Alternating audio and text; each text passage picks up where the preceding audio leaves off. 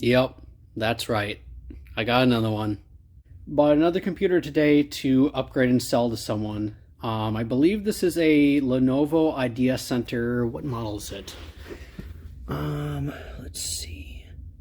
720 18 IKL 90H0. This is actually the newest computer I've ever worked on. Judging by the manufacture date on the back, it said that it was manufactured sometime in 2017, so it's still got a lot of life left in it. And just on the outside, it's in really good shape, all things considered. The previous owner that sold this to me basically said that he only used this one for about a little less than a year until he basically upgraded and built his own computer, and sold this one to me for a fairly decent price.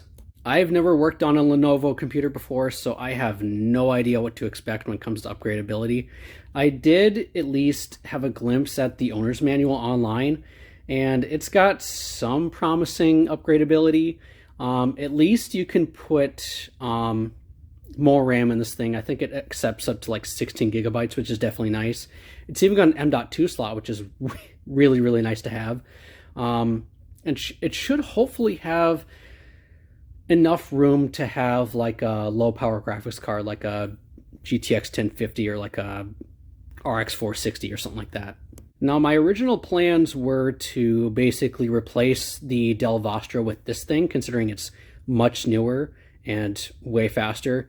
But honestly, the case size, or I should say the actual form factor of the PC is not really particularly my favorite, because one, the motherboard is proprietary, which kind of sucks, and two, there's only one optical drive slot on the front, and it's one of those laptop styles. So yeah, not a whole lot of upgradability when it comes to that. But honestly, for just like a general purpose PC, it should be more than enough for somebody. So judging by the specs on the side of the case, looks like we got a Core i5-7400 clocked at 3 gigahertz. I'm guessing it's probably a quad-core processor, may or may not have hyperthreading. It doesn't look like it has an SSD. Looks like it's got a 1 terabyte hard drive, 8 gigabytes of RAM, and Windows 10 Home. It doesn't say what wattage the power supply is. I'm guessing it's probably not much, honestly, probably like 250 watts or something. I'm hoping if we end up upgrading the graphics card, if it even has one in there in the first place, that we're able to upgrade the power supply at least. In the wise words of EEV Vlog, don't turn it on, take it apart. All right, let's see what kind of condition this PC is in. How in the world does this come off? Oh, come on. Yeah, the least Lenovo could do is make it a little easier to take the side panel off. Oh, there we go. Okay. It's a lot like one of those, because I've worked on a couple of like Dell Inspirons that have this exact same form factor. It's pretty much similar to that, where it basically has like, the case is basically taller than it is wide, and it has the optical drive and hard drive mounted sideways, and there should be a way to like flip this up somehow.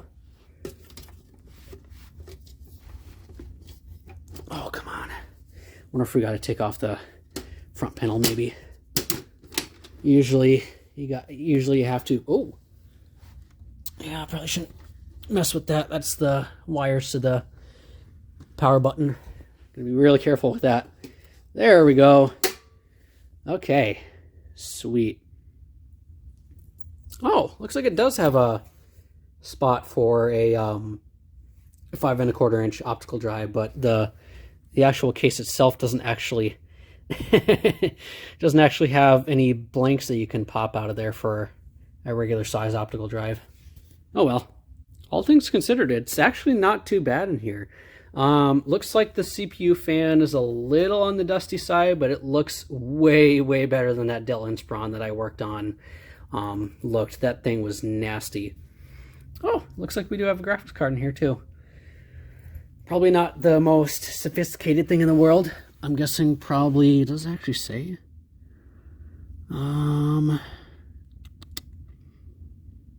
Judging by the red PCB, I'm guessing it's probably some sort of AMD card. I'm guessing probably nothing too terribly spectacular, but that's okay. Check that out, a 400 watt power supply in an OEM system, plus it's 80 plus platinum. That's nice. You don't see that very often. Looks like there's our M.2 slot down there. Looks like it's not populated by anything. Plenty of SATA ports, so that's nice. Yeah, this thing's not too shabby, honestly. You know what time it is, Piper? It's time to turn this thing on. Powering up. Huh? Oh, for crying out loud. Well, that might help. She lives! All right. Okay, now I have no idea. Oh, there we go. I was about to say, I have no idea how to get into the BIOS. Ooh, it's even got a cursor in the BIOS? That's pretty nice. Fancy. Okay, let me see here. I'm going to go get my tripod because I'm tired of holding my phone. Okie dokie, let's see what we got. So it looks like we have a BIOS revision level of 1.41, BIOS date of 10/20 of 2017. Not terribly out of date. Let me see here. About date and time's pretty accurate, so that's good. Video setup. Okay, it doesn't say what graphics card is actually in this thing. Probably have to boot in the Windows to actually find out. It's got Wi-Fi. That's definitely nice to have. CPU setup. Supports turbo mode, so that's good. It's definitely nice. It's EIST, Enhanced Intel Speed Step Technology. Oh, really now? Am I boring you? Oh, you poor thing. Enhanced power saving mode. Oh my god, Piper, really? Did you you couldn't have gone around me. Automatic power on. Wake on LAN. Definitely do not want that. Oh, Piper, really?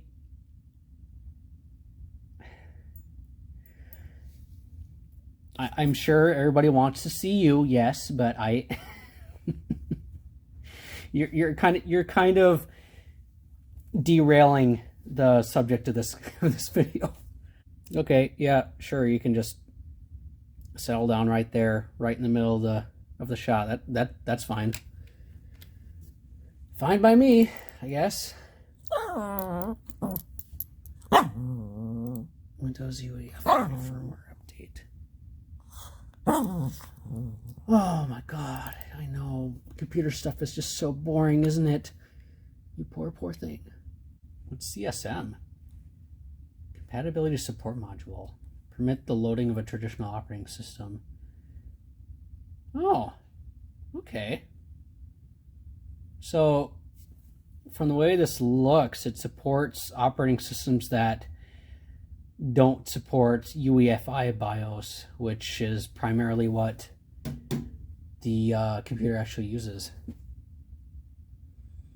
Won't ever use that, but still a nice feature to have. Okay, let's save our BIOS settings and boot into Windows. I've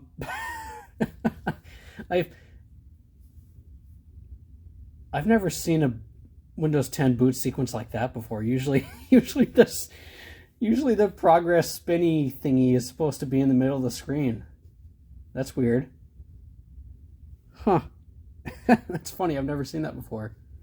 You need to fix your Microsoft account. Most likely your password changed. Oh, so I'm guessing the previous user probably did not clear their information off this thing. That's not good. Naughty, naughty. Ew, he's got the light theme on? Can't have that. There we go. That's better. Perfect. Just the way I like it. Oh, maybe they did wipe this thing. It's it's pretty empty as far as I can see. Just must be a pretty standard OEM install of Windows 10. Oh, yep, it definitely is, because it's got a bunch of OEM apps. Gross. Okay, let's see what kind of specs we got going for the CPU at least.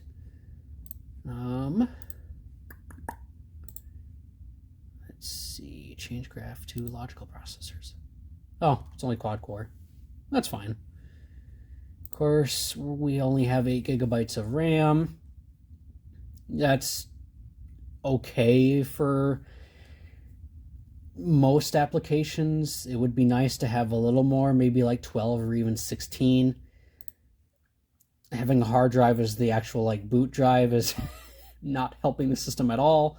And then for the GPU, oh, NVIDIA GeForce GT 730.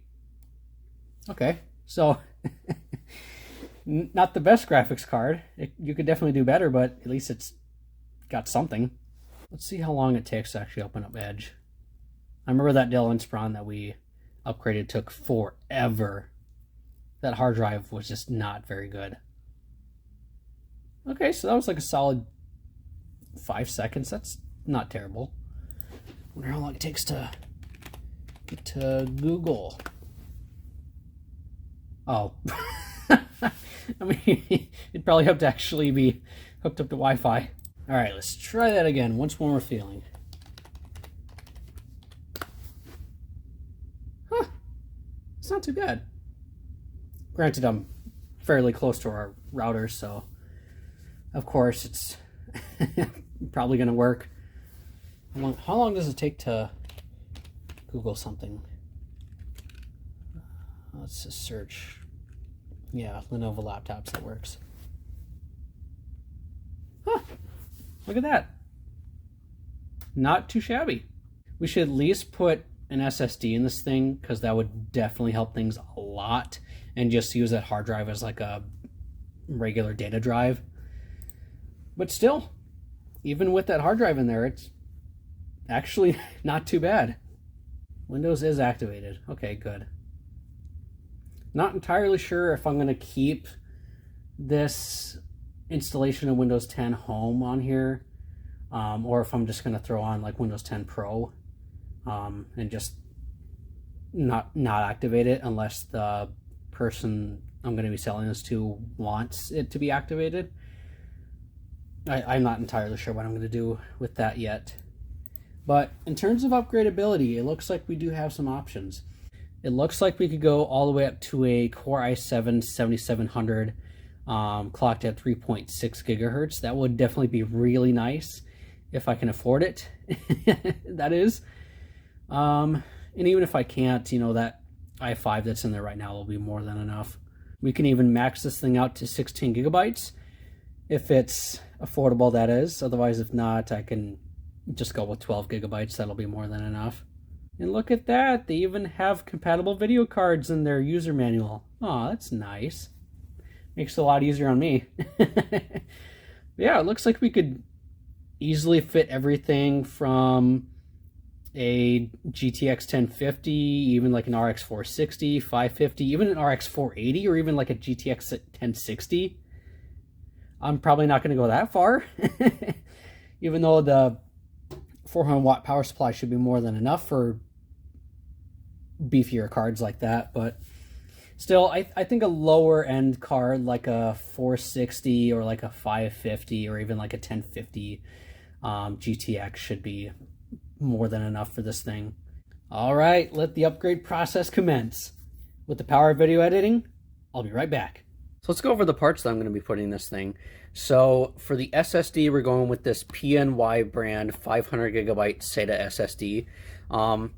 It should be good enough. I wanted to originally go with an M.2 SSD, but the case requires a specific like mounting bracket for an M.2 SSD, and I just didn't really feel like devoting time to track one of those down online. So I figured it was just easier just to put a SATA SSD in here and just use like a 3.5 inch drive adapter for the SSD. That way we don't have to MacGyver it in there somehow without it having, without having it rattle around in the case.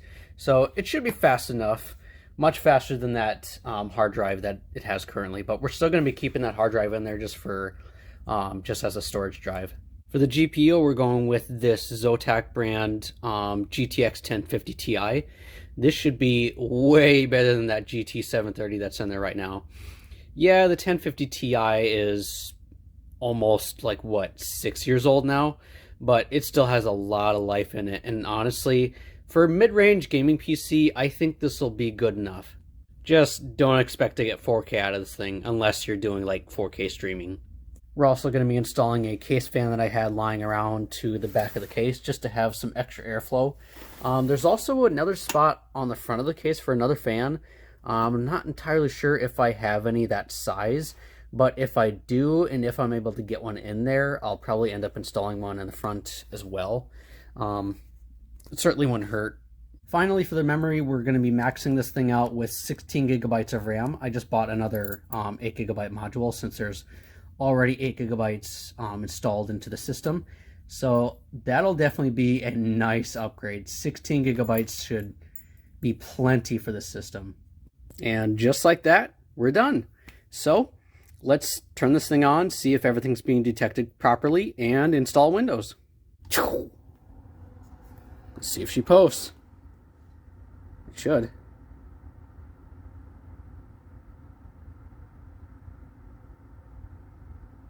Maybe.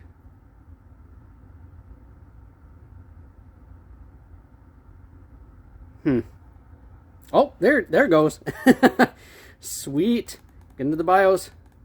It took a little while. I was a little worried for a second there. Ah, damn it, we're booting into Windows. Hey, let me try that one more time. There we go. All right. Let's see here. So nothing has changed with the CPU. We still have that Core i5 in there. Because honestly, with doing some looking online, the Core i7 that I was looking at, I think it was a 7700. It's not that much faster than the Core i5 that's in here right now. And I was afraid that it might create a bottleneck with that GTX 1050 Ti. So honestly, that quad-core Core i5 will be more than enough. Sweet, looks like it's detecting all 16 gigabytes of our RAM. And it also looks like it's detecting our PNY SSD, so that's definitely good. And obviously the graphics card works, otherwise we wouldn't have any video. Sweet, everything works. So I'm going to go create myself a USB key and install some Windows. So one thing I noticed when I installed the two new fans in this thing, one in the front, one in the back, this thing got a lot louder. It's not super loud, but it's definitely audible. And just like that, we're done. The system is all up and running, got all the drivers installed, and it is working fantastic. The system is nice and speedy with that SSD, and gaming performance is actually pretty decent. So I think this thing will make a pretty good low-end to mid-range gaming PC. I almost feel kind of guilty about selling it because it's actually a really, really nice computer. But if it had a better form factor like the Del Vostro has, I would definitely be keeping it. But whoever I end up selling this to, they're going to really enjoy it. It's going to be a fantastic computer. So thank you all for watching another random computer upgrading video, and I'll see you all next time.